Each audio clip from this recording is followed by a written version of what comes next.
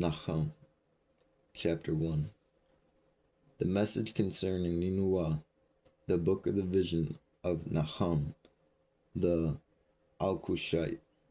Yahuah is a jealous and revenging owl. Yahuah is a revenger and possessor of wrath.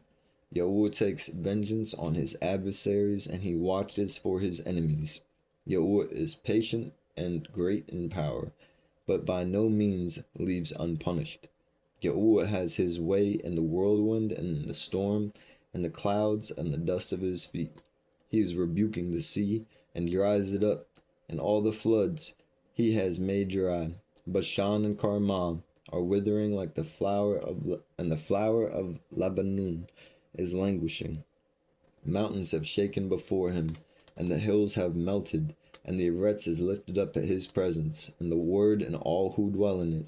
Who stands before his rage, and who rises up in the heat of his displeasure? His wrath is poured out like fire, and the rocks have been broken by him. Yahuah is good as a stronghold in the days of distress, and he knows those who take refuge in him. But with an overwhelming flood he makes a complete end of the place, and darkness pursues his enemies. What do you plot against Yahuah? He makes a complete end of it. Distress does not rise up a second time, though they are as entangled thorns, and as drunkards with their drink. They shall be consumed like stubble, thoroughly dried. From you came forth one who plots evil against Yahuah, a counselor of Belial. Thus said Yahuah, though they are strong and much, even so, they shall be cut off and pass away. Though I have afflicted you, I afflict you no more. So now I break his yoke from you, and tear off your shackles. And Yahuah has commanded concerning you, your name shall no longer be sown.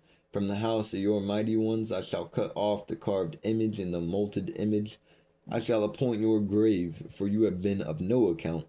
See the mountains and the feet of him who brings good news, who proclaims peace. O Yahudah, observe your festivals, perform your vows, for Belial shall no more pass through you. He has been cut off completely. Chapter 2. He who breaks in pieces has come up before your face. Guard the ramparts, watch the way, strengthen your loins, strengthen your power greatly. For Yahuah shall turn back the splendor of Ya'akub, like the splendor of Yisrael, for the emptiers have emptied them out and ruined their vine branches. The shields of his mighty males have become red, and the mails of battle are in scarlet. The chariots are like flaming torches in the day of his preparation, and the cypresses shall reel. The chariots dash about in the streets, they rush one another in the broad ways. They look like flaming torches, they run like lightning. He remembers his noble ones. They stumble in their walk, they hurry to her walls. And the defense is prepared. The river gates have been opened, and the palace is melted. It is established. She shall be exiled, she shall be led away, and her female servants are moaning as the voice of doves, beating on their breasts. Ninuah of old was like a pool of water, now they flee away. Stop, stop, they cry, but no one turns back. Plunder the silver, plunder the gold. There is no limit to the treasure, a wealth of all precious objects. She is empty, even emptiness and waste. And the heart has melted, and the knees have knocked together, and much pain is in the loins, and all their faces have become flushed. Where is the den of lions, and the feeding place of young lions? Where the lion, the lioness, and the lion's cub walked, with no one to disturb them.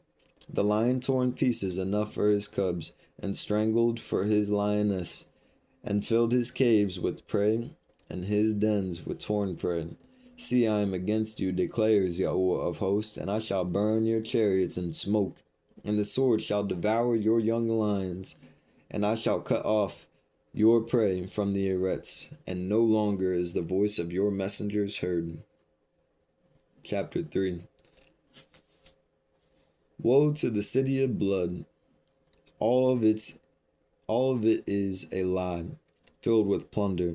The prey is not lacking. The sound of a whip and the sound of rattling wheels, of galloping horses, of jolting chariots, mounted horse riders, with bright sword and glittering spear, and much wounded, and a mass of dead bodies, and no end of corpses. They stumble over the corpses because the much whorings of the well-favored whore, the mistress of sorceries, who sells nations by her whorings, and clans by her sorceries. See, I am against you, declares yahuah of hosts, and shall lift up your skirts over your face, and shall show nations your nakedness, and reigns your shame. And I shall cast abominations upon you, and treat you as foolish, and make a spectacle of you. And it shall be that all who sees you flee from you, and say, Ninua is laid waste, who mourns for her? Where do I seek comforters for you? Are you better than Nahum, who dwelt by the Nile streams, with waters all around her, whose rampart was like the sea, whose wall was like the sea? Cush and Mitzrayim were her strength, even unlimited. Put and nabym were your assistants. Yet she was exiled, she went into captivity. At the head of every street her young children were dashed to pieces. Lots were cast for her esteemed males, and all her great males were bound in chains.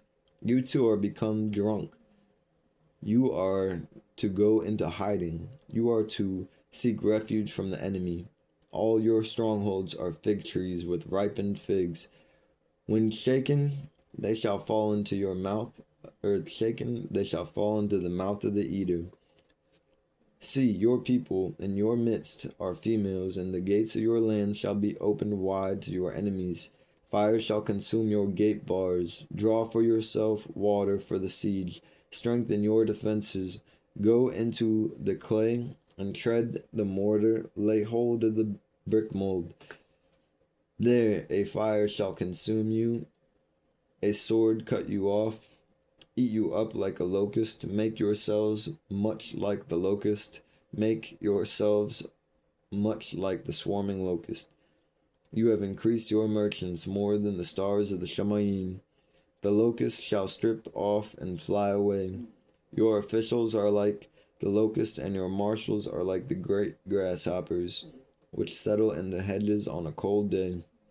When the greater light rises, they flee away, and the place where they are is unknown. Your shepherds have slumbered, O sovereign of Ashur.